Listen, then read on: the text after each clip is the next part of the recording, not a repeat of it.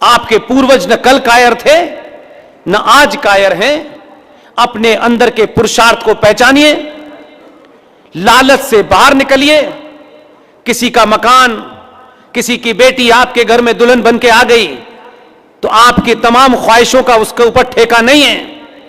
5 kilo सोना क्यों नहीं लाई, गाड़ी क्यों नहीं लाई, और नहीं लाई तो हम तुझे जला देंगे। ये शर्म नहीं आती हमको? किसी की बेटी आपके घर में आई है, आप उससे अपनी इच्छाएं पूरी करना चाहते हो और आपके अंदर इतना पुरुषार्थ पैदा हो जाता है कि उस अकेली लड़की को मिलकर जला देते हो। आपने शादी जैसे एक पवित्र बंधन को बिजनेस बना दिया है। आपको बेटी की खुशी से चिंता नहीं है, आपको इस बात की चिंता है कि मेरा रुतबा समाज में होना चाहिए कि शर्मा जी ने अपनी बेटी की शादी में 5 किलो सोना दिया है। आपकी बेटी 5 किलो सोने को खाएगी? आपने अपनी बेटियों के शादी को तमाशा बनाया हुआ है।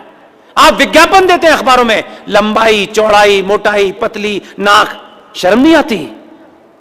सनातनी बेटियों का आप पैमाना बताते हैं मार्केट में। क्यों आपको वर्ज चाहिए? बेटी से पूछिए उसकी खुशी, वो किसके साथ शादी में खुश रहेगी, वो करोड़पति है या वो चपरासी है, ये महत्व नहीं है। पैसे से खरीदा हुआ दामाद परमानेंट नहीं होता। आप एक समस्या नहीं, आप हजारों समस्याएं आपने पाल रखी हैं। बेटी की शादी एक समस्या बना के रखी हुई है आपने। लड़का नहीं मिल रहा, इस गोत्र का नहीं मिल रहा, उस गोत्र का नहीं मिल रहा, फलाना नहीं मिल रहा। आखिर में पंचर वाले के साथ चली गई वो, सारा धरा रह गया आपका। सच्चाई का सामना कीजिए। मंदिरों में सिर्फ इसलिए मत जाइए कि बेटा पास हो जाए, बेटी की शादी हो जाए। जब भी जाते हैं तो सिर्फ सौदे ही करने जाते हैं भगवान से।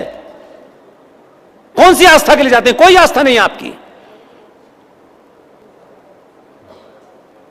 इसलिए मुद्दों को, रियल मुद्दों को उठाएं, लोगों में ले जाएं। और फिर कह रहा हूं, मैं आपसे ओपनली कह रहा हूं, मेरा किसी राजनीतिक दल से कोई दूर दूर तक एक पैसे का रिश्ता नहीं है। इसलिए मैं सार्वजनिक मंच से कहता हूं कि मेरे मंच पर जो मेरे ऑर्गेनाइजर हैं, मैं उनसे विनती करता हूं कि अपने शहर के सांसद और एमएलए को मंच पे मत बिठाइए। क्योंकि मैं उसका भविष्य खराब करने नहीं आया हूं। उसे बैठना है वो नीचे बैठ जाए। कि इस युद्ध में मैं हर उस आदमी को, किसी को नहीं बख्शने वाला जिसने सनातन को यहां तक पहुंचाया है। इसलिए आपके चुनाव में वोट किसी को दे, मुझे कोई इंटरेस्ट नहीं है। I am not interested at all. आप मुद्दा बनाइए, जो मांगने आए उससे स्टाम्प पे लिखवाइए और चौराहे चौराहे उसको बताइए कि ये एमएलए हमसे वोट मांगने आया है, ये इस पार्टी का है, उस पार्टी का है, हमें नहीं पता। जो सनातनी हिंदू है, किसी पार्टी का हो, उसको एक्सपोज कीजिए, चिल्ला चिल्ला के कहिए।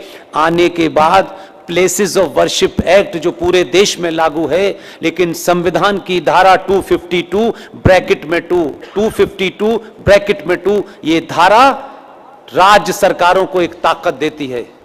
पता है क्या ताकत देती है? ये जो कानून पूरे देश में मंदिरों के अधिकरण का बना हुआ है, इसके तहत केंद्र ने बनाया ये कानून, लेकिन संविधान धारा 252 के तहत एक आपको रास्ता देता है। इस वक्त किसकी सरकार है यहां? किस पार्टी की सरकार है? बीजेपी की है ना। अच्छा, ऐसा लग रहा था मुझे पता नहीं था, जैसे मुझे तो पता था ना। इनसे ये आए जब आपके पास, तो मैं आपको इसलिए कह रहा हूं कि मैं आसान रास्ता बताता हूं, मैं डिफिकल्ट रास्ता नहीं बताता। संवैधानिक बताता हूं, लीगल बताता हूं, कॉन्स्टिट्यूशनल बताता हूं। प्लेसेस ऑफ वर्शिप एक्ट 1992 के तहत पूरे देश में 42,000 मंदिरों का सरकार के अंडर नियंत्रण है। अब वो मंदिर नहीं है। जिस मंदिर में किसी पे मजार बन गई है, किसी पे कोई, अब यथा स्थिति रहेगी, स्टेटस को रहेगा। तो मैं ये कहूं कि मोदी जी कानून नहीं ला रहे, वो लाएंगे, वो जब लाना है लाएंगे, मुझे मैं आपको आसान रास्ता बताता हूं।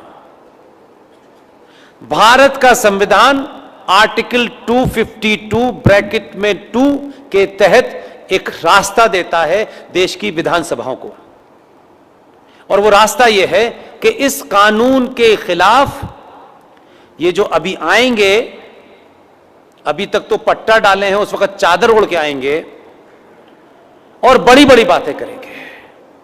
अभी भी समय है, आज इस घटना के बताने के बाद से इसे इतना डिस्कस कीजिए कि कम से कम जो हिंदूवादी हैं, जो सनातनी हैं, जो सुबह से लेकर शाम तक हर मुद्दे को हिंदू मुसलमान की एजेंडे में कन्वर्ट होता है, फिर बताते हैं कि हम तो आपके ठेकेदार हैं और हम ये नहीं कर पा रहे, वो उन्हीं से ये सवाल रखिए कि धारा सेक्शन 252 ब्रैकेट में 2 कॉन्स्टिट्यूशन की एक धारा है, ये धारा ये कहती है कि अगर ऐसा कोई कानून केंद्र ने पास कर दिया है तो राज्य सरकारें अपने यहां इसको अपने राज्य से निरस्त करने के लिए, हटाने के लिए 252 ब्रैकेट में 2 के तहत एक प्रस्ताव लाएं और उस प्रस्ताव को पूरे बहुमत से पास करके दिल्ली भेज दें।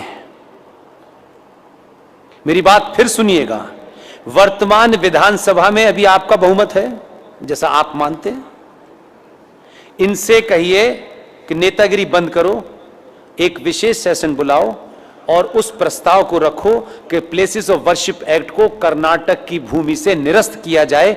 लीगल सेक्शन भी मैंने बता दिया, आपको तरीका भी मैंने बता दिया, और यह प्रस्ताव जैसे ही पास होगा, इस प्रस्ताव की एक कॉपी राष्ट्रपति भवन जाएगी। राष्ट्रपति भवन में जैसे ही उस प्रस्ताव पे साइन होंगे, प्लेसेस ऑफ वर्शिप एक्ट के तहत 5 या 6 हजार मंदिर जो कर्नाटक की धरती पे है, उस पे से आपका रास्ता साफ हो जाएगा। इससे आसान कोई तरीका हो सकता है? ये कल करेंगे, ये लंबी लंबी बातें करेंगे आगे नहीं, अभी हम पूर्ण बहुमत ब्रह्मांड में हमारा जब हो जाएगा तब करेंगे। इनकी टेस्ट अभी पता चल जाएगा।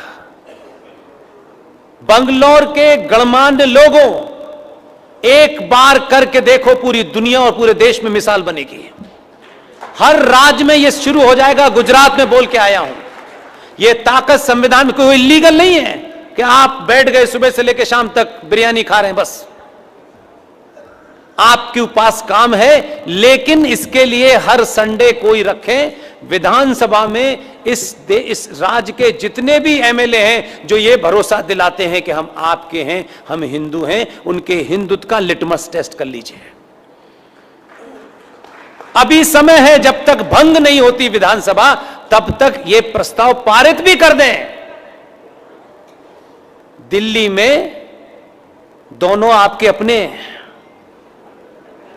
कहीं कोई चक्कर नहीं है, वो जो आई हैं वो यूं ही बस साइन कर देंगे। इसमें साइन होते ही पूरे इस कर्नाटक के सनातनी हिंदू उन मंदिरों का प्राइवेटली दौरा करें, किसी ठेकेदार को न दे दें, क्योंकि इसमें भी दुकानदार बहुत बैठे हुए हैं, और कहें कि उन जो पुरातत्व विभाग के मंदिर हैं, जिनका आर्किटेक्चर ऐसा है, जो सब शक्तिपीठ हैं, उन मंदिरों का रखरखाव करें। और वहां आज के युवा को, लैपटॉप वाले किसी युवा को कहें कि तुम्हें आज से इस मंदिर की, इस साइंस को दुनिया को बताना है, करोड़ों रुपए के चढ़ावे में से 1 लाख रुपए उसकी तनख्वाह कर दें, सब ठीक हो जाएगा। मेरे पास लव लेटर आया है कि 5 मिनट की मोहलत दी जाती है आपको, लेकिन मैं आपसे एक बात चाहता हूं। देखिए, मेरा बार बार दौरा आना नहीं होगा, मेरे कई सारे कमिटमेंट हैं महज तक।